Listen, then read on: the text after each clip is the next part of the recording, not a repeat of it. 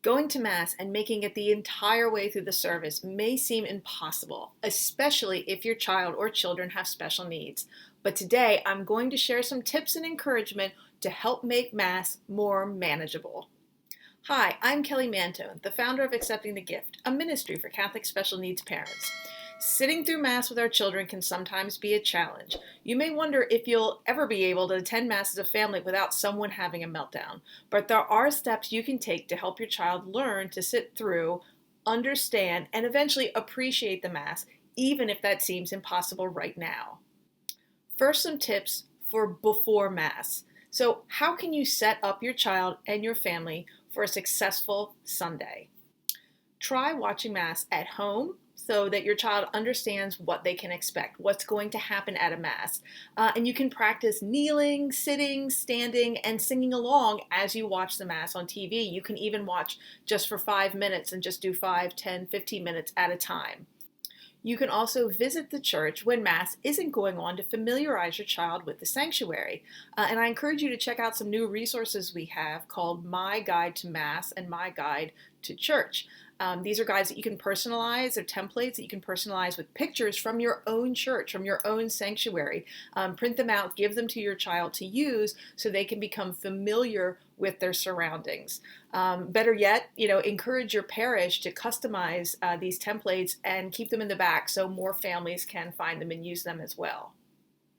But with or without a guide, it can be helpful to just go and point out, here's the baptistry, here's the holy water font, here's where Father is going to stand and give his homily, or here's where he distributes Holy Communion. Go up, visit the altar rail, look at the stained glass, see the pews, play with the kneelers. Do all these things in advance so your child can become familiar with them before you're there for Mass. It can also be really helpful to have a morning routine before you go to Mass. I know I'm guilty of wanting the lazy Sunday morning, and then we wind up rushing out the door and someone hasn't eaten or, had enough water to drink or something, and that just leads to problems down the road. So have a consistent Sunday morning routine. It's okay to go to Mass by yourself at other times. Go to daily Mass, or maybe go yourself on a Saturday evening while your family goes Sunday morning. Just go to kind of recharge, and so you can focus on the Mass a little bit yourself and get that strength to help you get through Mass with your family if maybe that tends to be a little bit more stressful. Be sure that you have really clear expectations on Mass behavior that are appropriate for your child's age and diagnosis. That way your child knows that they can look at, say, like the hymnals, the books that are there in the pew, but they can't throw them. They can't draw in them.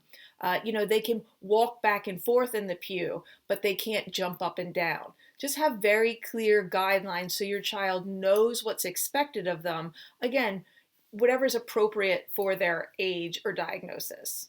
And now some tips for what you can do during Mass. It can be really helpful during Mass to let your child bring along and look at or play with some really quiet comfort items. Stuffed animals. There's some really great quiet, busy books out there. Things like that that can really hold their interest and help them fidget and play a little bit when maybe the service gets too long for them. You can also let your child walk or kind of move around the pew, or remove them to the vestibule just outside the sanctuary and kind of let them calm down or stretch their legs. I know for my family personally, and my kids were typically developing as far as their intellectual and emotional, their mental development. We did not expect them to sit through a service until we didn't even really try until they were 3. Up until that point, if they needed to leave to calm down, if they weren't behaving, we just left. And that's how it was. We would go to a cry room and we would watch the Mass on a video feed, or we would listen from outside.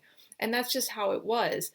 It wasn't until they were 3 that we really tried to keep them in the service. And then by the time they were like 4, if we had to take them out, it was because they were doing something that they shouldn't be. And again, we had very clear expectations and guidelines that they were aware of. So if we took them out after, say, the age of 4, they knew that it's because they did something wrong. But again, this was for my kids who did not have intellectual disabilities. So if you have kids that are on the spectrum or have intellectual disabilities, you're going to want to change that. Maybe you can let them go out of Mass until they're, say, 8 or 9 or older. And, Then work when they're even older than that to really make them stay in and, follow the guidelines that you set for them. So really work with your child's ages and abilities and just be patient. Also, when you're in mass, make sure that you are modeling the behavior that you want to see in your kids. If you're slouched over, complaining, fidgeting, not paying attention, how do you think they're going to act? So make sure that you're, paying attention to what's going along, singing the hymns, don't complain. And then after mass, talk about what you liked about the service. Make notes of things, during the homily that you want to talk about later, or, listen to the reading so you can bring up points with your kids after the fact, or even afterwards, if there was a hymn you didn't like, just make sure that you stress to your kids, yeah, I didn't like that hymn, or maybe you didn't like the singer, but you're so grateful that you can still go to Mass and be there and receive Jesus. And in that vein, also, try not to get angry or yell at your kids if something goes wrong, if they can't sit still, if they misbehave. You don't want your child to associate Mass with you getting angry or with Mass being a really negative and stressful experience for everyone.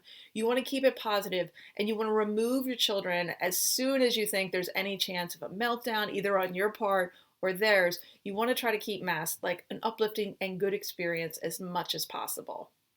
Lastly, don't be afraid to ask for or accept help from some other adults or teenagers in the parish if things get kind of unmanageable with your own kids. If there's moms that don't have other little kids, maybe they can help you manage yours, or maybe there's an older teenager who can sit with your family to help keep your kids kind of under control. They can be kind of like a good role model for your kids to look up to as well. So look for other people that might be able to help you, meet you on Sundays. They know you're going to be at this Mass, and they can be there to help you and help your child sit through Mass and enjoy the service. What are some things you can do after Mass? So, something that you can do after Mass is you can reward good behavior, offer praise, special food or drink, or you can have like a sticker chart that you put stickers on if your child did really good in Mass, that they go up to a prize.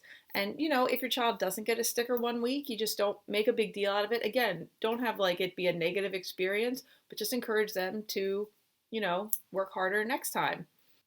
Lastly, just be patient and keep trying. The more practice that your child gets, the more loving guidance and correction, the more of a positive experience you make it for them. Eventually, in time, you will all be able to sit together as a family at Mass with less meltdowns, less acting out, and things like that. So what advice would you add? What has worked for you and your family in the past? Be sure to share it in the comments below and then check out this next video. I'll see you next time.